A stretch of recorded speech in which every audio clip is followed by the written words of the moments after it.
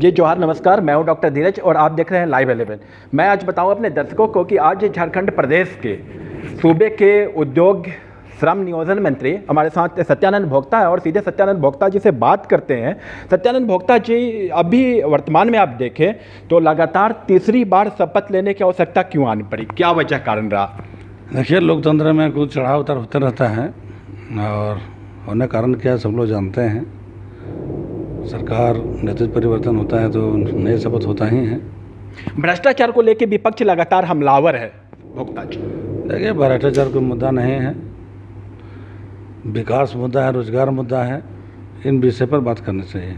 भोक्ता जी, सूबे की सरकार में एक अहम जिम्मेदारी को, अहम मंत्रालय को आप निभा रहे हैं और लगातार तीसरी बार आप मंत्री बने हैं। और ये बताएं कि ये जो झारखंड प्रदेश का जब गठन हुआ, इसके साथ दो अन्य प्रांतों का भी गठन हुआ, लेकिन क्या वजह कारण रहा कि अब तक जो झारखंड प्रदेश है विकसित प्रदेश नहीं बन पाया? देखिए, झारखंड में जो विकास की संभावना है, विकास बहुत झारखंड में हुआ है। क्योंकि जब से झारखंड का निर्माण हुआ है तब से हम विधायक का मंत्री हैं।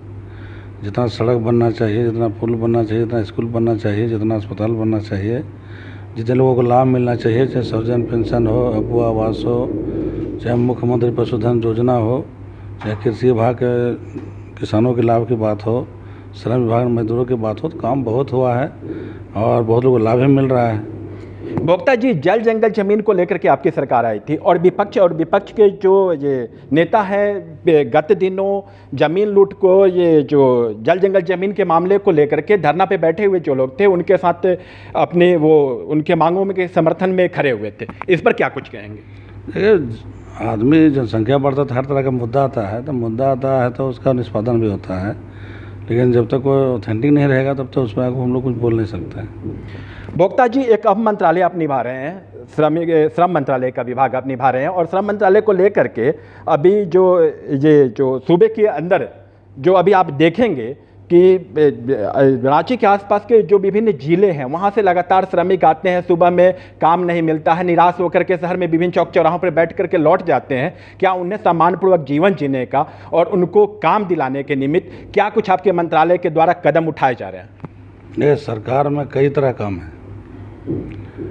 गांव में भी लोग काम कर रहे हैं, प्रखंड में भी कर रहे हैं, मनरेगा योजना भी बहुत को दिया गया है, हरित क्रांति योजना जो चला है वृक्ष लगाने के लिए, उसमें भी बहुत लोग काम कर रहे हैं। तो सब जगह अपना अपना काम करने का है। कहीं मजदूरी 500 है, कहीं 1000 है, प्राइवेट में कहीं 700 है, कहीं सरकारी जो मजदूरी वही मिलता है।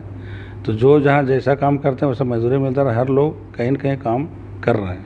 रोजगार उनको कैसे मिले या सुनिश्चित करने के लिए क्या कुछ किया जाए? रोजगार के लिए रोजगार से जो पढ़े लिखे हैं, जो क्योंकि आए दिन आप देखेंगे विभिन्न चौक चौराहे पे मजदूर भटकते हुए आपको दिखेंगे, मजदूर लोग, और काम नहीं मिलने पे वापस 12 बजे 1 बजे लौट के घर जाते हैं। उन लोग से बात किए थे, उन लोग कहा कि हम लोग जब मन होता है तो काम करते हैं, जब हम लोग घर चले जाते हैं, इसलिए किसी के हम लोग बरिया बस में नहीं रहेंगे, इसलिए हम लोग को स्वतंत्र फ्री छोड़ दीजिए। पलायन को लेकर के क्या कुछ कहना चाहेंगे? क्योंकि जो स्थिति बनी हुई है पलायन को लेकर के लगातार सवाल उठ रहे हैं और ये जो अपना प्रदेश है वो लेबर सप्लाई फैक्ट्री बन के रह गया है, इस पर क्या कुछ कहना चाहेंगे? अभी पलायन हम लोग बहुत रोकने का प्रयास किए। जितना आपको चाहे जमशेदपुर हो, धनबाद हो, चाहे रांची में जो उद्योग नगरी है आपका तुपुदाना, नामकुम, कई उद्योग हैं, यहाँ पर लाखों लोग काम कर रहे हैं। तो जो उनको काम से उनको सरकार काम दे रही है और पलायन में हम लोग बहुत रोकने का पूरा प्रयास किया है। अभी मंत्री जी, ये जो स्थानीय लोगों को नौकरी देने को लेकर के जो कदम उठाए गए थे, स्थानीयता को लेकर के, जो जय पार्टी से जो 14 कंपनियां हैं, क्या जो ये स्थानीयता को लेकर के जो आप लोगों ने संकल्प लिया हुआ था उसका कार्यान्वयन कर रहे हैं या नहीं? देखिए, हम लोग को जो सरकार का आमदन जो संसाधन है, हम लोग काम कर रहे हैं, रोजगार भी दे रहे हैं, लोगों को जोड़ भी रहे हैं।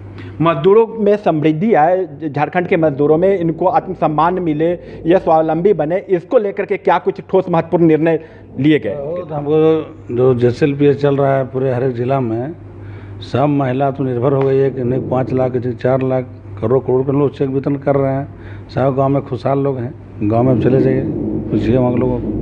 ये थे हमारे साथ सत्यानंद भोक्ता, जिन्होंने बड़ी साफ और स्पष्ट शब्दों में बताया कि मजदूरों के समृद्धि के लिए, मजदूरों के स्वावलंबन के लिए सरकार पूरी तरह से कृत संकल्पित है। बाकी खबरों के लिए आप देखते रहे लाइव 11। मैं डॉक्टर धीरज, कैमरामैन चंदन के साथ, धन्यवाद।